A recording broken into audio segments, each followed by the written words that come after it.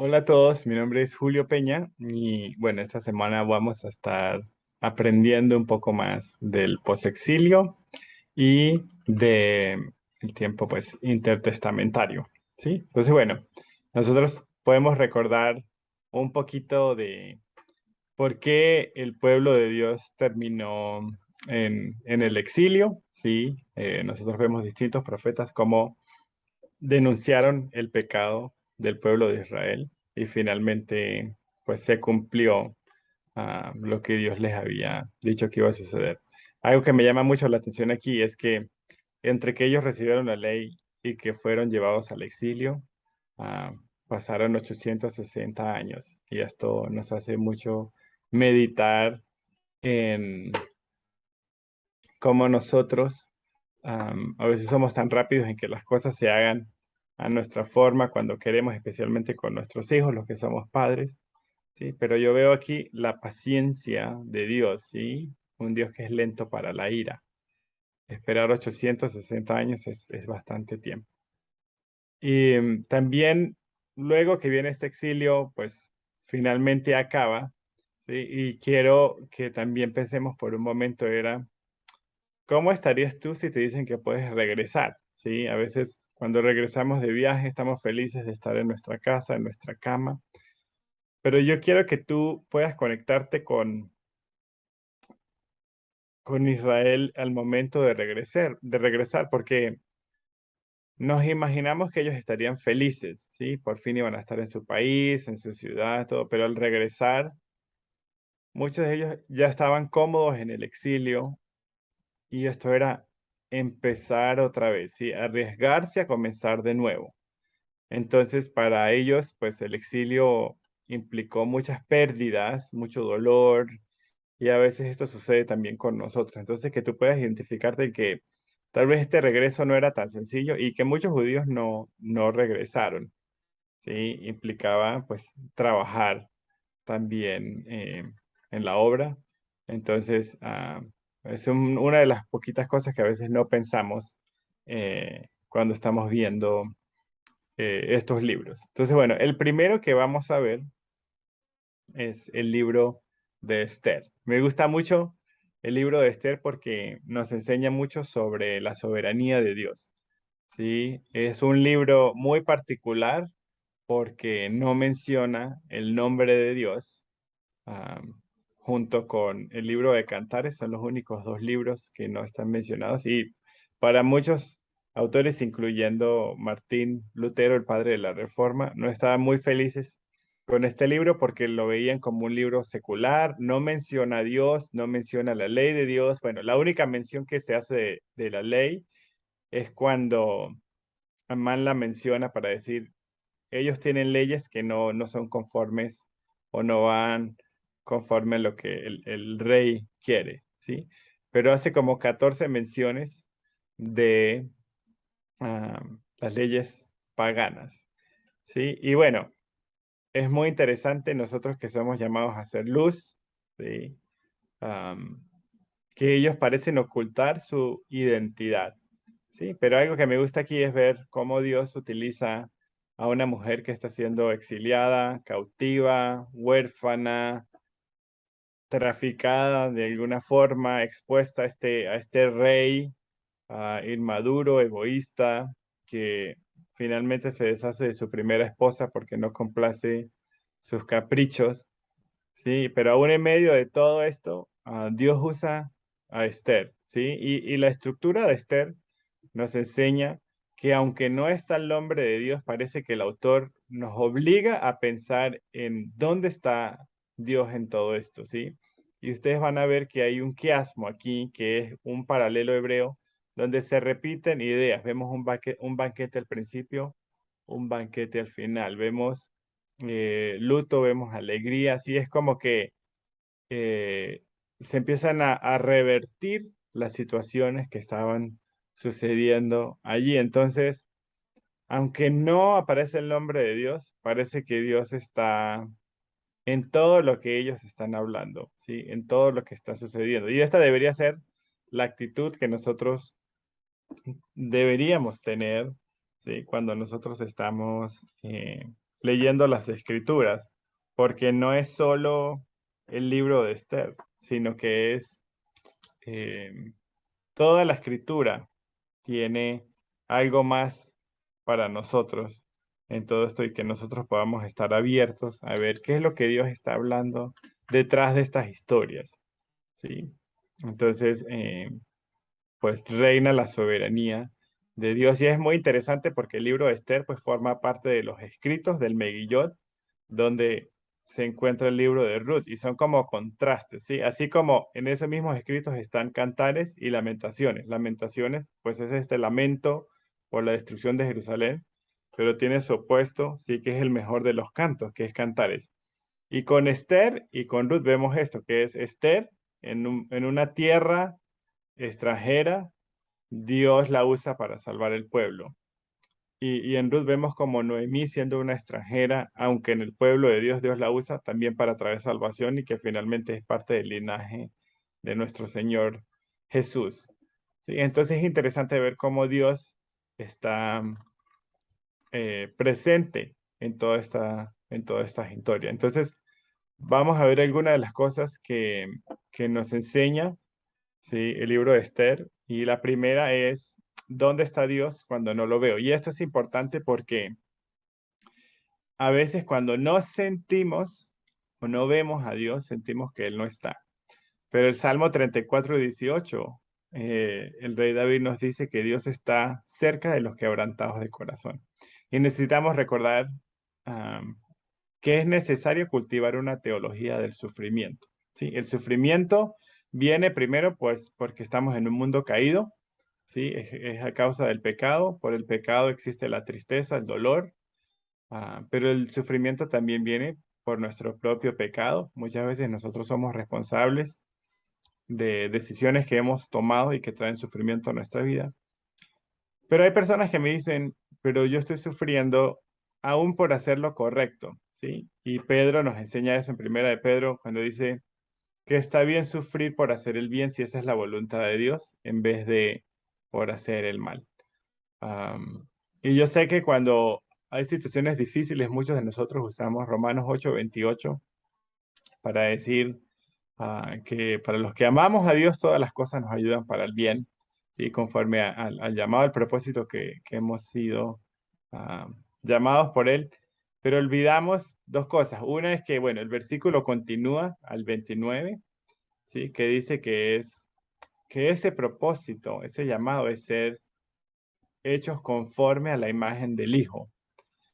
Entonces, cuando decimos que todas las cosas cooperan para el bien, ¿cómo defino yo el bien? El bien es que todo me va a salir bien, el bien es que no sufro, el bien es que Dios va a cumplir mis deseos, o el bien es ser más como Cristo, que sufrió.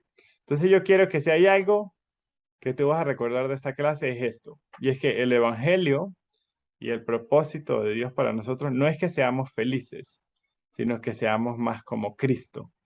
Y esto implica muchas veces sufrir. Y no sé cuál es tu historia, no sé cuál es tu sufrimiento, pero si tú has perdido cosas como yo, ah, a veces hemos perdido tanto y hay tanto dolor que yo le decía a mi esposa, no sé si quiero ser como Cristo, porque está doliendo mucho. Entonces, claro, sí quiero ser como Cristo, pero es doloroso el proceso. Entonces, si tú estás sufriendo, si tú estás en una situación difícil, am, podemos dar gracias a Dios porque esto revela lo que hay en nuestro corazón, ¿sí? Y eso es bueno porque significa que no estamos siendo como Él y Él quiere formar su imagen, la imagen del Hijo en nosotros, ¿sí?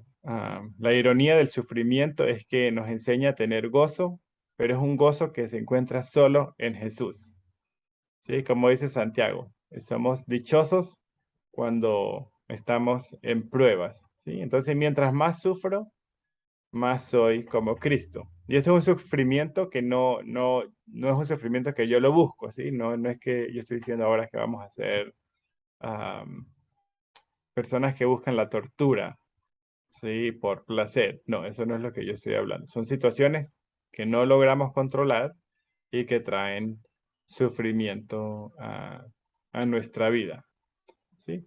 Una de las cosas que me gusta es ver que Esther nos enseña también un valor de la belleza, y es que aunque sí hay una belleza externa, finalmente Dios primero usa esa belleza externa, pero para luego traer una belleza interna, ¿sí? Una forma delicada de ver la belleza, ¿sí? Que Dios quiere usar aquí para enseñarnos. Sí, vemos belleza en la historia de Esther, en su redención como huérfana, como cautiva. Sí, vemos a Mardoqueo que tiene esta figura paternal que la redime, que la cuide, que la protege, sí, y que finalmente, pues la belleza es interna, sí, que nosotros podamos crecer en bondad, sí, en amabilidad, en integridad, en agradar al Señor, sí, en ser fieles, ah, y ahí entra esta verdadera ah, belleza en nuestra vida. Y yo sé que muchos de nosotros también pensamos en Esther, en cómo ella llegó a unas condiciones que tal vez no buscó, sí, pero Dios usó para traer salvación a su pueblo, y eso me hace pensar mucho en mi hermana. Yo tengo una de mis hermanas que fue diagnosticada con cáncer hace muchos años, y una de las cosas que ella sintió fue que ella necesitaba estar en el centro de la voluntad de Dios a pesar de su enfermedad, porque ella es misionera y estaba trabajando en un ministerio con niños. Entonces ella decidió que a pesar de su enfermedad ella iba a regresar al ministerio. Y bueno, para resumir la historia, Dios la sanó. Yo no estoy diciendo que Dios va a sanar a todas las personas, sí, pero sí estoy diciendo que a ella la sanó en una forma milagrosa, sin que fuera a un servicio de milagros ni nada, no, ella no supimos cómo, en qué momento Dios la sanó, y gracias a ello ella pudo regresar al hogar y recibir en ese momento dos niños que llegaron, que hoy en día, pues uno de esos niños es mi hijo, ¿sí? Entonces, es bueno que nosotros podamos ver esto y ver cómo Dios obra en formas que no nos imaginamos, y que recordemos aquí a Pedro, ¿sí? Cuando dice que Dios resiste a los soberbios y da gracia a los humildes. Y es que así como Esther, hay otras historias como la de Abraham, la de David, la de María, la madre de Jesús, que Dios usó, aunque pudo haber escogido a cualquier otra persona, tal vez mejor, más popular, con más capacidades, con más poder. am, y ellos no estaban buscando esto, ¿sí? Pero Dios en su soberanía finalmente los escoge. Y bueno, en Esther vemos que si ella hubiese escogido no hacer nada, finalmente Dios hubiese usado a otra persona, y era ella o somos nosotros los que perdemos más al no confiar en el Señor, ¿sí? Y esto pues es la actitud también que vemos en Jesús, ¿sí? Que es tomado am, hasta la muerte, ¿sí? Por amor a Dios y a los demás. Y esto es de lo que nosotros vemos que Dios da gracia cuando esto sucede. Entonces la pregunta para ti tal vez es, ¿puede usarte Dios a ti? ¿Sí? ¿Puede usarme Dios a mí a pesar de mi incapacidad, de mi falta de dones, tal vez? ¿Sí? Y es algo que podemos reflexionar con el libro de Esther. También tenemos pues el libro de Esdras. Bueno, está Esdras y Nehemías. Esdras, que significa ayuda de Dios, es un escriba, sí, y que es muy popular, sí, por ver este versículo que habla de que él había preparado su corazón para escudriñar la ley y cumplirla, y cómo se le concede, sí, lo que él había pedido, am, el rey se lo concede. Entonces, vemos cómo se cumple, sí, esta palabra, bueno, desde Jeremías, sí, como este tiempo iba a llegar a un fin, estos 70 años, y Dios levanta a un ungido, en este caso, pues es Ciro, que cuando tú estudias el contexto, los reyes lo que hacían era que restauraban los cultos, los templos de estos dioses, porque eran reyes politeístas y querían el favor de esos dioses, pero también querían el favor de estos pueblos. Entonces era una estrategia política, pero que Dios estaba utilizando para, ah, su beneficio. Entonces eso lo podemos ver hoy en día, como a veces Dios puede usar gobiernos, autoridades, personas que no son cristianas, que no hacen la voluntad de Dios, que no lo conocen, que no están interesados en él, y aún así lo usa para sus propósitos. Sí, entonces tenemos que estar abiertos, como a veces Dios va a hacer eso en nuestras vidas. Va a traer lo que necesitamos, la provisión que necesitamos a través de personas, ¿sí? Que no creen en Dios, pero Dios las usa como Él quiere. Entonces tenemos que estar atentos a esto. Algo importante que vemos aquí es, bueno, la restauración del altar, ¿sí? Porque en el altar pues estaba la presencia de Dios. Esto era lo más importante de todo esto, ¿sí?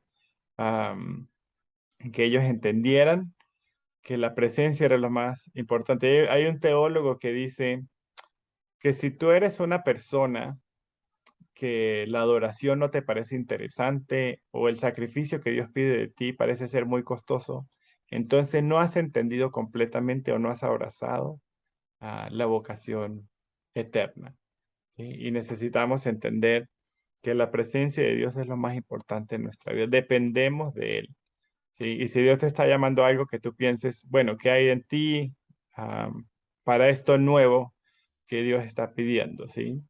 am, Necesitas autorización, necesitas la bendición, necesitas una palabra, ¿sí? Pero a veces pues viene el miedo y algo que me gusta aquí es que ellos reconstruyeron el altar a pesar de su miedo, ¿sí? Entonces, que el temor no nos paralice, ¿sí? Que el temor de Dios, que el temor del Señor sea mayor que el temor que tenemos del hombre, del fracaso. Y por supuesto, una de las cosas que vemos ahí es que cuando ellos empiezan a reconstruir, algunas personas lloraban, otras gritaban, si unos se alegraban, otros no. Hay muchas emociones aquí. Yo creo que es válido ambos, es válido que nosotros validemos el dolor que tenemos, hacer un lamento, ¿sí? La palabra nos enseña que necesitamos lamentar, los salmos nos guían a eso, o el libro de lamentaciones, ¿sí? Pero también en medio de esto pues regocijarnos, aprender a celebrar y regocijarnos en las victorias que Dios nos da. También tenemos la oposición, ¿sí? Vemos cómo cuando Dios nos llama a hacer algo, también hay oposición para muchas de estas cosas y cómo nosotros enfrentamos la oposición que nos pueden llevar finalmente como ellos a parar la obra que Dios nos ha mandado a hacer. Entonces tenemos que tener cuidado de, de esto, ¿sí? Me gusta mucho ver, bueno, Esdras habla de varias cosas, algunas de ellas son como, por ejemplo, el ayuno, ¿sí? La oración, que es algo que vemos en Esther, también vemos en Nehemías, también vamos a ver en Zacarías, ¿sí? Y que ellos pudieran nuevamente volver a Dios. Y algo que vemos en el capítulo 9 es que a veces la oposición no es externa, sino interna, está entre nosotros y vemos incluso que creo que es eh, uno de estos hombres de los pueblos enemigos, tal vez Tobías, eh, emparenta con alguien de la oposición y les da un lugar para vivir en el templo, ¿sí? Entonces hay que tener cuidado en todo esto. Y finalmente la pregunta para nosotros en esta reconstrucción es que Dios utiliza diferentes instrumentos para hacer su obra, pero ¿en qué grupo estás tú? ¿En los que edifican la iglesia o en los que estorban la obra? ¿Sí? Esto es importante para nosotros pensar y meditar en esto. Me gusta también pues el ejemplo de la oración de Esdras, ¿sí? Que él había hecho, ah, no solo reconociendo el pecado, sino asumiendo responsabilidad del pecado del pueblo, ¿sí? Um, Ellos estaban en Babilonia cuando estuvieron exiliados y es bueno recordar de dónde sale esta Babilonia y es luego del diluvio. Vemos que la siguiente historia después de Noé es la Torre de Babel y la Torre de Babel representa el lugar donde nosotros redefinimos el bien y el mal de Dios. Y finalmente es el lugar que creamos donde yo defino el bien y el mal distinto a Dios. Pues Babel es Babilonia y ellos terminaron exiliados en este lugar, ¿sí? Terminaron cautivos en su propio engaño. Entonces la pregunta para nosotros es si estamos siendo cautivos, ¿sí? De mentiras. Mm. Y es que es bueno que nosotros podamos ver cuál es la obra de Cristo, porque Santiago nos enseña que hay dos tipos de sabiduría, una que viene de lo alto, una celestial, y otra terrenal o diabólica.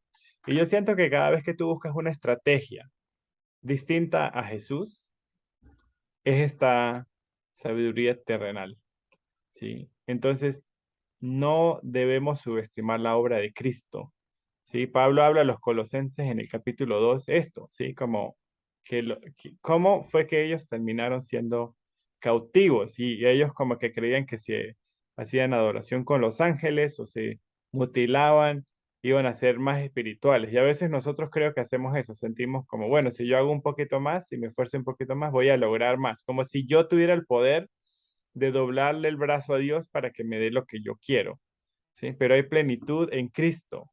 Él ya hizo la obra, ¿sí? Y nosotros estamos aquí para caminar en fidelidad a Él, en amor a Él, en glorificarme, a, a glorificarlo a Él, ¿sí? O sea, como nuestra verdadera felicidad. Yo sé que le dije que la meta del Evangelio no es que yo sea feliz, pero si hay una felicidad que yo debo buscar es la que viene al gozarme más y estar más satisfecho en Dios. Sí, esa es como la verdadera eh, felicidad, ¿sí? Si queremos ponerle ese nombre.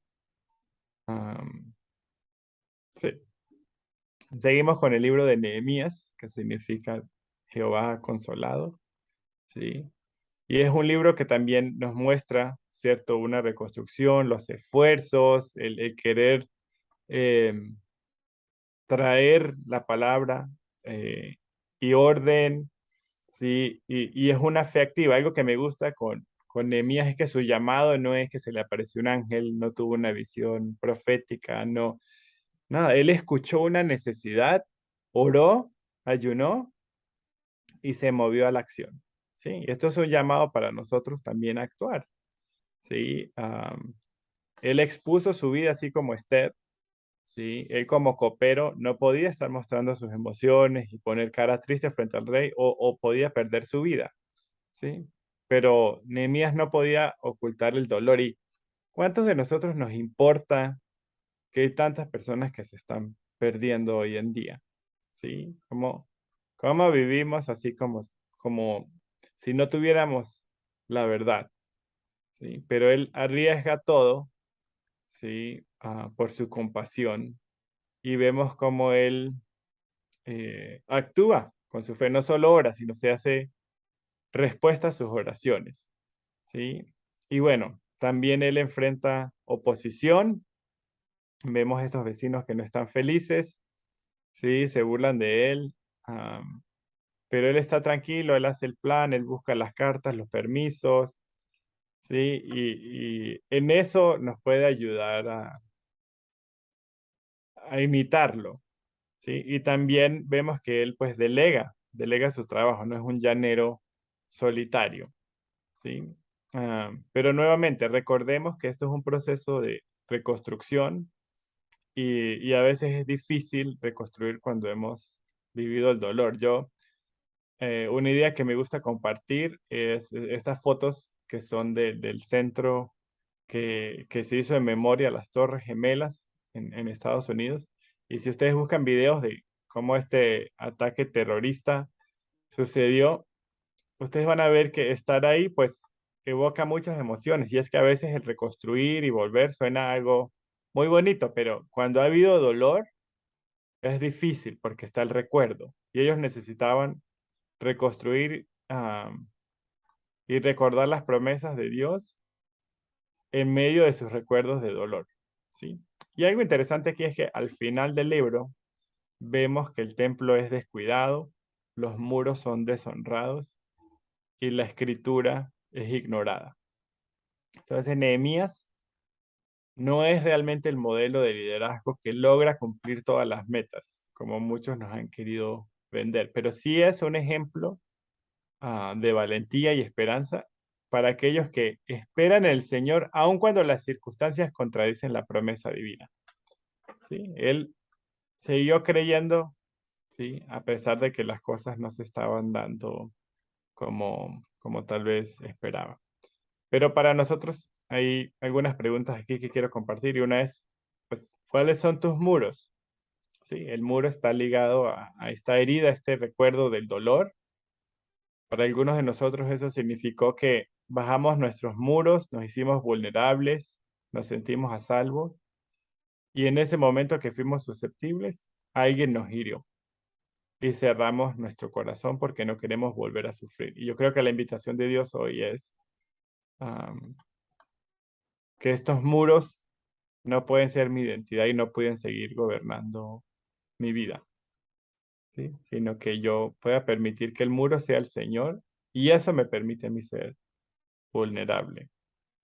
Y creo que uno de los muros que a veces armamos es el perfeccionismo, que es esta idea adictiva, este sistema de creencias que me hace sentir culpa y vergüenza porque me hace creer que si yo hago lo correcto en una forma perfecta y creo erróneamente que puedo controlar la percepción de los demás, entonces todo va a salir bien. Entonces finalmente me prepara para sentir más culpa y vergüenza porque digo, es que como yo no hice las cosas bien, por eso todo salió mal. Y el antídoto para el perfeccionismo es la vulnerabilidad, ¿sí? Pero yo no puedo ser vulnerable si yo no sé quién soy en Dios. Y el ser vulnerable implica riesgo, incertidumbre y exposición emocional. Y creo que a veces los que estamos en el liderazgo podemos malinterpretar esto y nos volvemos líderes controladores, porque sentimos que sin nuestros esfuerzos las otras personas no van a cambiar. O las personas no han cambiado porque no me he esforzado lo suficiente y eso me lleva a empujar, a amenazar, a culpar, a gritar, a controlar. Y este no es el plan de Dios. El plan de Dios es que podamos descansar en Él, ¿sí? Que podamos vivir en el descanso, ¿sí? Que podamos recordar que este pueblo fue al exilio por no haber aplicado el reposo, ¿sí? Am, como ellos no habían hecho esto por 490 años, si tú ves son los 70 años am, que vivieron ahí exiliados, ¿sí? Entonces, ¿cómo yo puedo decir que el ministerio le pertenece al Señor, pero vivo y actúo como si me perteneciera a mí? ¿Sí? Hay líderes cristianos que no descansan por amor a Cristo, ¿sí? Pero están reproduciendo gente que no es saludable, solteros que no ponen límites, ¿sí? Pero el descanso es conectarnos a un espacio donde Dios está a cargo y yo puedo descansar, ¿sí? Y no es solo un día, es un estilo de vida, ¿sí? Entonces que podamos ver aquí que pues finalmente este pueblo que al final no entendió la reconstrucción necesitaba un nuevo corazón, ¿sí? Y lo bonito aquí es que el Señor nos promete que Él va a darnos un nuevo corazón y su espíritu, y eso es una verdad para nosotros hoy en día, ¿sí? Eh, Vemos el libro de Zacarías, que significa Dios recuerda, ¿sí? Que hay muchas promesas, hay visiones que yo sé que para muchos pueden ser un poco confusas, pero realmente quiero que te conectes nuevamente. ¿Cómo estaban ellos? ¿Sí? Ellos habían parado la reconstrucción y llega Zacarías y Ageo, que son contemporáneos, y les están diciendo como, ánimo, reconstruyan, Dios está con ustedes, la paz ha venido, ¿sí? Sus muros, Dios va a ser su muro y va a traer justicia a las naciones que les hicieron daño, ellos van a pagar. Y así incluso vemos a Jesús allí cuando habla del sacerdote Josué y que va a quitar el pecado en un día. Sí, vemos esta visión mesiánica, pero es difícil a creer cuando hemos vivido muchas cosas. Entonces aquí hay algunas preguntas que quiero compartir contigo. Sí, y es, ¿qué tienes que dejar atrás para recibir lo que viene de parte de Dios para ti? ¿Sí? ¿Qué te está diciendo Dios que no estás creyendo? ¿Sí? Y puedes confiar en Dios en los tiempos difíciles, ¿sí? Y es que a veces aquella cosa que más temes hacer es la cosa que necesitas hacer para vivir en libertad. Y una de las cosas que yo creo también aquí es que a veces la comparación nos roba las promesas de Dios, porque yo me comparo en el proceso de otro, lo que Dios hizo con otro, cómo fue el milagro del otro. Y no sé si ustedes han visto las películas de Narnia. En una de estas películas, Lucy, la niña más pequeña, se está viendo en el espejo y se está comparando con su hermana mayor. Y aparece Aslan, ¿sí? El león, y le dice, Lucy, dudaste de tu valor. ¿Sí? A veces eso somos nosotros. Dudamos de lo que Dios dice de nosotros. Y la comparación, pues nos roba el gozo. ¿Sí? Cuando empieza la comparación, se acaba el contentamiento. Y a veces esto viene a veces de que hemos sufrido tanto que perdemos la esperanza. Sí, pero donde hay esperanza hay luz. Y Romanos 15 nos habla que Dios es un Dios de esperanza y que nuestra esperanza está en la Escritura. ¿Sí? Entonces esto es una verdad para nosotros. Y cuando vemos la visión del sumo sacerdote Josué, algo que me gusta aquí mucho, bueno, es que nos recuerda mucho a Job, pero nos recuerda también que cuando Dios quiere empezar algo nuevo, ah, Satanás viene también a recordarnos el pasado, la condenación, ¿sí? A recordarnos nuestro pecado, nuestras fallas, ¿sí? Y en eso tenemos que tener cuidado en discernir lo que Dios está haciendo. Y bueno, en el libro de Zacarías algo muy bonito también es, bueno, esta visión mesiánica donde se ve este rey, profeta y sacerdote, donde se nos habla del ayuno también, y me gusta porque ellos ayunaban porque habían sido exiliados, ayunaban por la destrucción del templo y la ciudad, ayunaban cuando primero los sitiaron. Entonces ahora ellos están preguntando, ¿tenemos que seguir ayunando? Y es como si Dios le dijeran, esto es un chiste, ustedes no ayunaban por mí, ustedes ayunaban en forma religiosa por ustedes mismos. Y es que en el ayuno, con Isaías 58 aprendemos que en el ayuno debe florecer la bondad, la amabilidad, la generosidad hacia los demás. No puedo separar, ¿sí? El ayuno de la realidad de que Dios quiere ser glorificado y alabado en cómo yo trato a los demás, ¿sí? Y es una pregunta para nosotros, ¿cómo estamos tratando a los demás? Pero en medio de todo esto, pues puede parecer para nosotros un desierto difícil. Y yo quiero usar rápidamente aquí la idea del olivo, ¿sí? Y el olivo es un arbusto, un árbol que necesita el desierto para florecer, ¿sí? Que necesita del sol y la sequía, que necesita del silencio y la soledad, que crece en medio de este desierto, ¿sí? Y a veces ese desierto puede estar en medio de la multitud. Am, y si Jesús vivió esto, ¿sí? Cuando estuvo en el Getsemaní, que significa presa de aceite, ¿por qué nosotros no? Y es que el olivo, pues, produce las aceitunas de las olivas, ¿sí? Que deben ser trituradas, deben estar bajo presión para poder sacar este aceite que es el que se utilizaba para alumbrar el lugar santísimo, ¿sí? El tabernáculo, el templo. Y eso es lo mismo para nosotros, ¿sí? Creo que a veces el desierto nos ayuda a crecer y a formar nuestro carácter. Y en medio de toda esta dificultad, ¿sí? De qué hago o qué no hago para reconstruir, recordando lo que hice, recordando el dolor, ¿sí? Que es difícil creer las promesas de Dios, ¿sí? Todavía soy el pueblo de Dios, todavía Dios tiene un plan para mí. Entonces el Señor nos invita a escribir una nueva historia con Él. Entonces, ¿qué tal si donde tú estás, tú piensas por un momento, si tu vida fuera un libro con varios capítulos y hoy se acaba un capítulo que tal vez no te gustó mucho, ¿qué título le colocarías a ese capítulo? Sí, no sé, una noche oscura, soledad, destrucción, exilio, lo que tú quieras. Pero hoy también empieza una nueva historia, un nuevo capítulo con el Señor. ¿Qué título le colocarías a ese nuevo capítulo?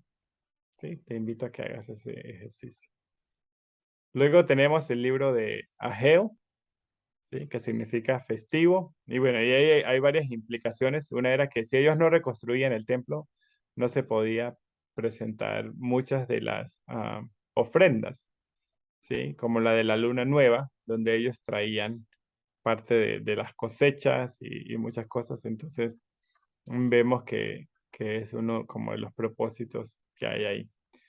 Y en Ageo vemos desde el principio que Dios les está diciendo a ellos como, suban al monte, traigan madera y reedifiquen la casa y me complaceré en ella. Y yo creo que este subir al monte pues representa que en los lugares altos está la presencia de Dios. Necesitaban a Dios y su presencia para poder reedificar. Y traer la madera implica esfuerzo, trabajo, ¿sí? Dios iba a estar ahí, pero eso no significaba que iba a ser fácil, ¿sí? Pero está la promesa de que Él iba a estar con ellos, que también es una promesa para nosotros, ¿sí? Pero yo necesito entender que si yo estoy edificando algo y lo estoy haciendo en mis fuerzas, a mi manera, ¿sí? Y no es Dios, me gusta este salmo que dice, si Jehová no edifica la casa, en vano edifican los obreros. Y esta palabra en vano significa para destrucción. Si no es el Señor el que está haciendo la obra, entonces yo lo estoy haciendo para destrucción. Y yo quiero que tú pienses ahí por un momento en alguien que tú quieres cambiar, ¿sí? Y te animo a que puedas ver la imagen de Dios en esa persona, aunque no sea cristiano. Luego, en el capítulo 2 pues nuevamente hay esperanza, ¿sí? Nos habla de una gloria futura, pero como vemos en la imagen parece que ellos están perdiendo la fuerza. Entonces, el profeta les trae mucho ánimo, cobren ánimo, Dios te dice ánimo, no temas, sí, vendrá el deseado de las naciones, mía es el oro y la plata, sí, pero parece que ellos estaban perdiendo el ánimo. Y algo aquí importante es ver que en vez de decirles mi pueblo, les dice Judá, porque parece que Dios no los reconocía como su pueblo en ese momento, porque ellos no vivían como su pueblo, no actuaban como su pueblo, ¿sí? Le decían padre, pero eran hijos que no honraban ni respetaban a ese padre. Entonces, que nosotros también podamos meditar en esto, ¿sí? Pero finalmente, pues, viene la bendición, ¿sí? Y se hace un llamado a, primero a considerar sus caminos y luego a considerar am, su corazón, ¿sí? ¿Qué está en nuestro corazón? ¿Qué está sucediendo en nuestro corazón? ¿Sí? Y es que el Señor quería que ellos regresaran de corazón. Y hay una lectura que me gusta mucho de Ed Wells, que se llama Motivaciones, ¿por qué hago lo que hago? ¿Sí? Y él habla, es como un pequeño estudio del corazón. Entonces vemos Proverbios 4:23, por sobre toda cosa guardada, guarda tu corazón. ¿Sí? Vemos Jeremías 17:9, el corazón es engañoso, más que todas las cosas, ¿quién lo conocerá? O en Marcos 7:21 al 23, que dice que de dentro del corazón de los hombres es que salen los malos pensamientos, el adulterio, el robo, la maldad, el engaño, la soberbia, ¿sí? Todas estas maldades salen dentro del hombre y lo contaminan. Y en Santiago 4:1 dice, ¿de dónde vienen las contiendas, las guerras, sino de las pasiones que están dentro de nosotros? Entonces, Ed Wells dice, el corazón es el generador de la vida física, intelectual y emocional. ¿Sí? En hebreo, o el concepto bíblico del corazón, es donde tomamos decisiones, pero también donde están nuestros deseos. ¿Sí? David tenía un corazón, o en su corazón edificar un templo para Dios. Entonces esto afecta todas las áreas de nuestra vida. ¿Sí? El corazón es el centro de todas las partes de la existencia humana. ¿Sí? Cuando Dios dice que tiene mi corazón es porque realmente me tiene a mí. Y es claro que es lo que Dios quiere. Entonces, ¿cuál es el problema? Que aunque am, no se afecta lo que otros hacen, nuestro mayor problema es el pecado que vive en nuestro corazón. ¿Sí? Y el Evangelio es Dios transformando nuestra vida al transformar nuestro corazón. Y el cambio verdadero viene a través del corazón.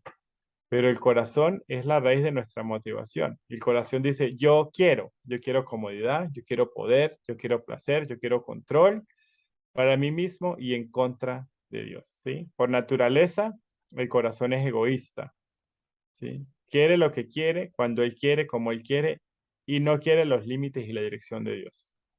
Sí, por eso cuando Dios cambia un corazón, su egoísmo no desaparece, pero gradualmente es cambiado por el deseo de amar a Dios y vivir solo para Él. Entonces, con esa perspectiva vemos que cuando la palabra dice guarda tu corazón, es porque un corazón no moldeado por Jesús debería ser colocado en una prisión de máxima seguridad, porque si sale, lo que está ahí adentro hará mucho daño a su alrededor. ¿Sí? Es decir, tenemos que crecer, ¿sí? O, perdón, tenemos que creer que, o a veces creemos que el pecado a nuestro alrededor es más peligroso del pecado que reside en nuestro corazón, ¿sí? Y eso nos anima a cambiar el mundo, pero no nuestro corazón. Entonces, ¿qué tenemos que hacer? ¿Sí? ¿O qué hace Dios con nuestro corazón? Nos llama a una vida de crecimiento constante, de confesión y arrepentimiento. Hará lo que sea necesario para producir santidad en nosotros. Está dispuesto a comprometer nuestra felicidad temporal para que seamos más como Él. Jeremías 31-33 dice que este nuevo pacto que Él hace con nosotros es que va a grabar la instrucción, la ley en nuestros corazones, para que tengamos la voluntad de honrarlo y seremos verdaderamente su pueblo. ¿Sí? El yo quiero es la canción del corazón humano. La arrogancia, la autonomía y el deseo sin restricciones viven en el corazón. La idolatría se trata de mí, mis deseos y lo que yo quiero. No es que quiero exaltar al ídolo, sino usarlo para que me dé lo que yo quiero. Comodidad, placer, prestigio, aceptación, etcétera. El problema es que nunca es suficiente. Y es por eso que multiplicamos los ídolos. ¿Sí? Los múltiples dioses griegos o del hinduismo son una representación de lo que sucede en nuestros corazones a diario. El corazón es, en efecto, una máquina de ídolos. Wow. Entonces, algo que ellos trajeron de Babilonia era el egoísmo. Entonces, ¿en qué área de tu corazón estás siendo egoístas y Dios te está pidiendo algo para que eso se rompa? Finalmente, llegamos al libro de Malaquías, ¿sí? Que significa mi mensajero. Malaquías muchas veces es usado por las personas solo para hablar de los diezmos, pero cuando vemos su estructura, vemos que es un libro práctico y que aborda muchas cosas, especialmente en la vida de los sacerdotes, ¿sí? Entonces vamos a ver algunos de los temas que se abordan aquí. Uno era la rivalidad entre Israel y Edom, donde ellos se comparan y dicen, no, es que Edom no ha sufrido tanto como nosotros, pero no era cierto, ¿sí? Y es que era difícil porque ellos estaban en un tiempo de crisis económica, donde habían sequías prolongadas y las cosechas se perdían, siendo un pueblo agrícola. Otro era el sacrificio que estaban dando al Señor, ¿sí? Al hombre le daban lo mejor, pero al Señor le daban lo cojo, lo enfermo. Entonces el Señor está diciendo, hubiese preferido que no trajeran nada. Sí, y una de las frases que usa ahí Malaquías es cuando decimos, qué fastidio esto de servir al Señor. ¿Alguna vez, cuando tienes que ir a la iglesia o hacer algo que Dios te está pidiendo, has sentido esto? ¿Lo has dicho? ¿Sí? Qué fastidio. Tenemos que tener cuidado con esto. También habla del divorcio, ¿sí? Pero Dios está reprobando el divorcio. Y algo aquí clave es que a veces pues justificamos el divorcio por la infidelidad. Y la infidelidad es dejar de creer. Y mi pregunta para ti hoy es, ¿en qué área de tu vida estás siendo infiel? Porque no estás creyendo. ¿Sí? Finalmente ellos cansaron a Dios. Y otra cosa era que ellos no estaban diezmando. ¿Sí? Pero hay que entender algo y es que ellos estaban en sequía, en problemas, en escasez, y decían, pues, ¿cómo voy a diezmar así? Pero realmente vivían en esas condiciones por no dar a Dios lo que a Dios pertenecía. Y muchas personas en esta clase preguntan si debemos diezmar o no y cuánto debemos diezmar. Pero cuando tú ves las leyes, la ley mosaica, vemos que hay tres diezmos, el de los levíticos, pero también el del festival de diezmo y el diezmo de caridad. Entonces realmente era como un 23%. Pero la idea aquí es que Dios quiere que usemos sus regalos de provisión para servir a otros y para nuestro propio disfrute, ¿sí? Además, no se limita solo a un 10%, sino quiere más. En el Nuevo Testamento Dios pide todo de nosotros, todo, no solo un 10%. Todo lo que poseemos, en realidad, todo le pertenece al Señor, ¿sí? Y nuestras posesiones y riquezas deberían ser usadas para los propósitos de Dios, ¿sí? Lo que pasa es que el dinero es como la dinamita, ¿sí? Puede ser muy, muy malo si no lo sabemos utilizar, ¿sí? Recordemos que el dinero es algo temporal y es usado en esta tierra con propósitos terrenales, pero que pueden ayudar a la expansión del reino de Dios, ¿sí? Entonces, dar generosamente rompe el poder que el dinero tiene sobre nosotros. Y el dar debe ser voluntario, generoso y sacrificial, ¿sí? Finalmente vemos esta promesa mesiánica, ¿sí?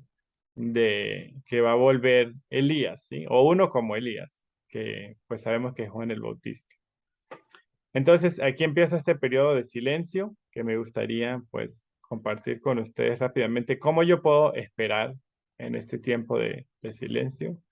Sí, y hay tres cosas. Uno es que yo puedo esperar en intimidad, sí, en intimidad con el Señor, que no es esperando los panes y los peces, sí, para yo hacer algo, sino no, yo estoy con Él por quien Él es, sí, esperar en fe, aunque las situaciones digan lo contrario, sí, y esperar siendo activos, sí, no esperar siendo inactivos, sí, y es algo que me gusta mucho de este libro de Malaquías, cómo nos anima a esperar mientras llega la promesa de Dios que parece no cumplirse. Y así entramos al periodo intertestamentario, ¿sí? O del segundo templo. Y algo que nos puede ayudar mucho aquí es ver la visión de Daniel, ¿sí? Y las distintas cosas que él vio nos ayudan a ver estos cuatro poderes o naciones, ¿sí? Que tuvieron el dominio por sobre ah, Israel y cómo Dios pues finalmente ah, trae libertad, ¿sí? Pero nos ayuda a entender un poco, bueno, el tiempo que ellos fueron exiliados por Babilonia y luego cuando vienen los persas y luego cuando llegan ah, el imperio griego y finalmente el imperio romano. Entonces, bueno, aquí se dan varias cosas, ¿sí? Con el nacimiento de Alejandro el Grande y cómo él, a través del helenismo, ¿sí? Que era el esparcimiento de la cultura griega, no solo querían llevar la filosofía, conocimientos, prácticas y religión, sino también el idioma. Y gracias a eso y a la expansión del helenismo, es que el evangelio también pudo correrse, ¿sí? Porque ya cuando llega Jesús vemos que muchas personas hablaban el griego y por eso la palabra fue traducida originalmente del hebreo al griego. Ajá. Y así muchas personas pudieron tener acceso a esto. Finalmente, hay una revolución de los macabeos, ¿sí? Donde por 100 años am, Israel, Jerusalén pudo ser libre de estos imperios, pero realmente no había un judaísmo fiel, ¿sí? Pero en esto nacen muchos movimientos, ¿sí? De resistencia, algunos pasivos, algunos activos. Algunos dicen que de aquí vienen los saduceos, los fariseos, los celotes, ¿sí? Eh, y bueno, finalmente Pompeyo, con el Imperio Romano, reconquista Jerusalén y aquí es donde nace Jesús, en un tiempo de odio, ¿sí? De opresión, de prácticas brutales, de este Herodes que mata a su propia familia por temor a que lo traicionen y cuando escucha que va a haber un nuevo rey manda a matar a los niños en Belén, ¿sí? Entonces, este es el mundo como social y cultural que se mueve en todo esto, que, bueno, podríamos dar muchos más detalles, pero la reflexión para nosotros aquí es, ¿cuál eres tú? ¿Eres fariseo? ¿Eres saduceo? ¿Eres elote? ¿Eres cobrador de impuestos o eres un pecador? ¿Sí? Ah, es necesario entender nuestra condición como pecadores para recibir y valorar la gracia y la misericordia del Señor. ¿Sí? Estamos llamados a ser fieles aquí donde estamos porque parece que no es muy distinto lo que se estaba viviendo en ese tiempo a como ahora, ¿sí? Que estamos como bajo la opresión de un imperio de ideas, de leyes, de la cultura, y Dios nos pide ser fieles en medio de todo esto. Entonces la pregunta aquí para nosotros es, ¿al final gana la maldad? No, porque Dios hizo un nuevo pacto, ¿sí? Como veíamos en Jeremías 31:31, que Él iba a colocar su ley en nuestro corazón, ¿sí? Ya no vamos a necesitar más escuelas de la Biblia, libros, sino que el Señor mismo va a colocar su verdad en, en nosotros, ¿sí? Necesitamos esto y esto nos recuerda que esta obra va a comenzar es a través de la obra de la cruz. ¿Y cómo se ve esto? ¿Sí? Y esto lo vemos en Mateo 5, ¿sí? Cuando Jesús dice que Él no vino a abolir la ley o los profetas, sino a cumplirlo, ¿sí? Una visión más profunda de esta comunidad que está transformada por la sabiduría de Dios. Si ven en Mateo 5:21, no se trata solo de si mato o no, sino qué hago con mi ira y cómo vivo el contentamiento. ¿Sí? En el 5:27 no es solo sobre la lujuria, sino cómo uso a otros, cómo los cosifico para mi propio beneficio. En el 5:33 no es solo sobre jurar en vano o no, sino cómo uso las palabras o la percepción para manipular a otros y mostrarme como perfecto, ¿sí? Cambiando la verdad. O en el 5:38, ¿sí? No es solo sobre ser amable, sino que yo pueda mostrar generosidad no merecida a quienes me odian, ¿sí? Y esto es la escritura en mí, ¿sí? Para que el Señor more en nosotros, ¿sí? Que comienza con la cruz, ¿sí? Y cómo el Señor nos da su espíritu para hacer luz a las naciones. Y quiero cerrar con una pregunta para esta restauración en tu vida, y es si de verdad crees que Jesús te puede liberar de toda la basura que hay en ti, ¿sí? Entonces, bueno, espero que hayan disfrutado de la clase y que tengan muchas preguntas, ¿sí? Para que puedan profundizar más en la palabra del Señor, ¿sí? Hasta luego.